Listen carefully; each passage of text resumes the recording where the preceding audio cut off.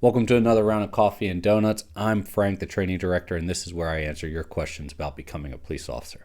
Let's discuss.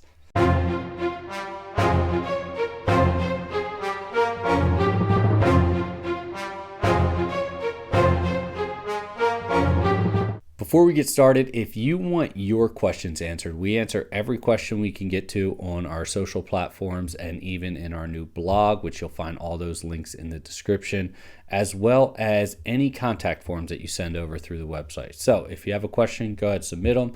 If you do submit them on any of our social platforms, they do potentially end up here as a deep dive over on Coffee and Donuts. So first question. Why does your credit score matter, and what exactly are they looking for?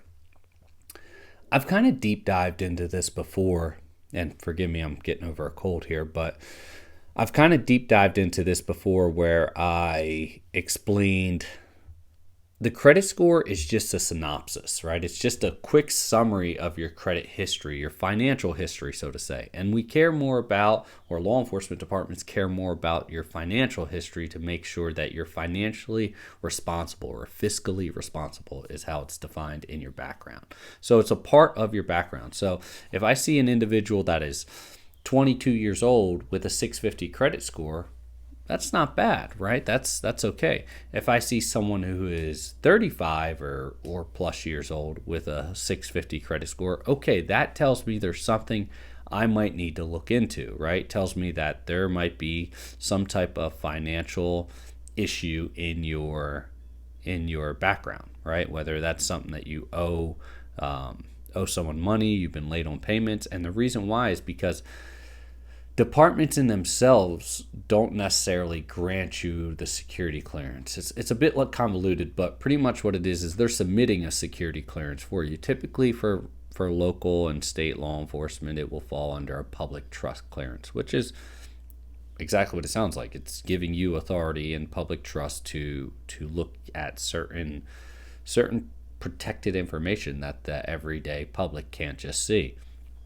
So your credit score just gives me a summary, and if I see a low credit score, then I would deep dive into that credit or into your credit or financial history. And what I'm looking for, once again, is financial or fiscal irresponsibility. So it would be, do you have missed payments? Do you currently have something in collections? Because that's going to be really hard to get your clearance approved if you do.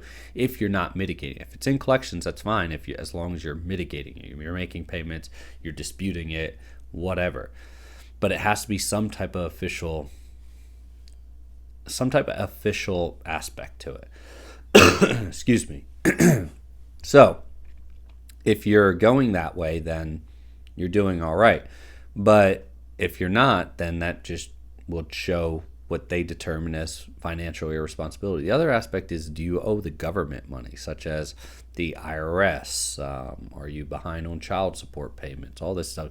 That type of stuff can affect you too and cost you additional things such as a driver's license, depending on what state you're in, and other caveats to that.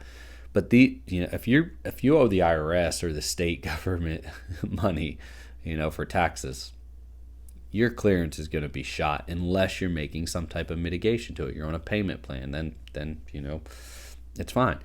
People get hired all the time with a $600,000 mortgage, so debt isn't necessarily the indicator there, right? People that have $100,000 in student loans, they'll get hired too. That we don't really look at debt as long as it's being properly mitigated. So your credit score is just the quick synopsis, and then what we're looking for is everything I just discussed.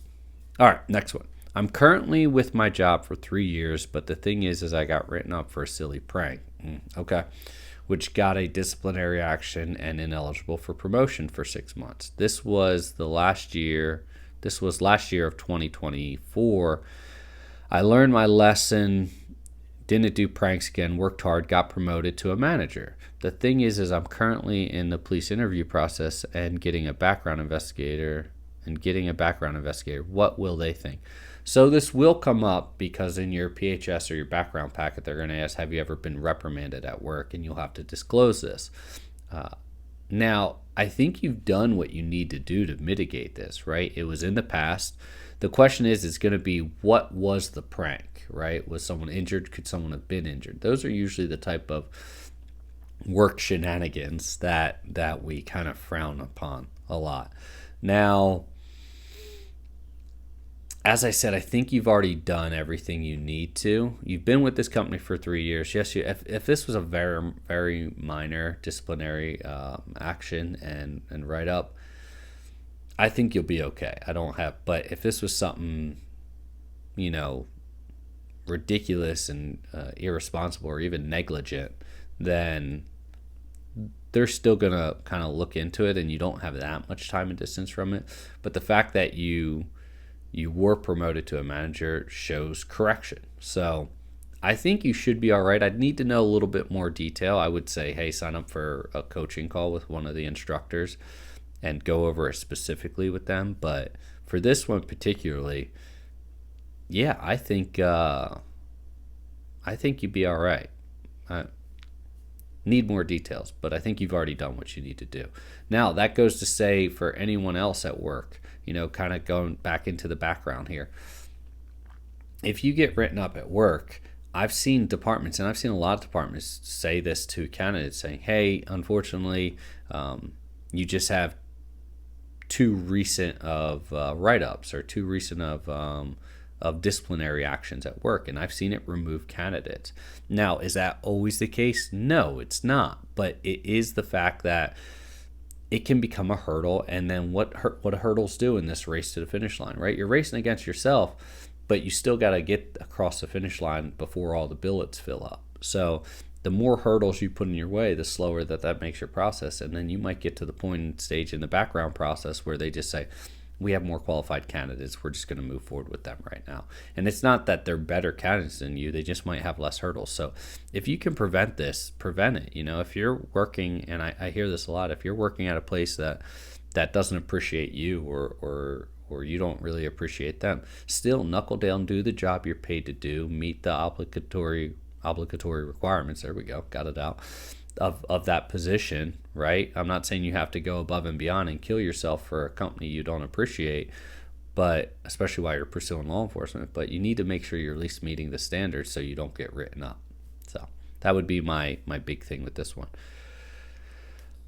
Hey, can you still get in with the previous use of psychedelics? One-time thing. Yes and no. So some departments have a no-go on psychedelics, any use. Other departments will have a per case basis, or at least that's what a lot of recruiters will tell you.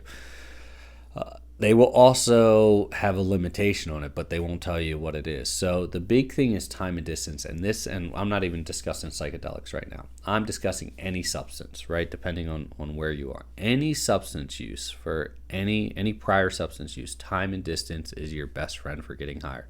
We've helped plenty of people get hired with past use in psychedelics, depending on the level of psychedelics they used, how many times they used it, and the last time they used it. If this is a one-time thing and this was 5 years ago, I don't think you're going to have an issue. You're going to have to articulate it properly, right? Explain, be honest, transparent, stick to the facts, and don't try to offset responsibility, which is what I mean when I say articulate it properly.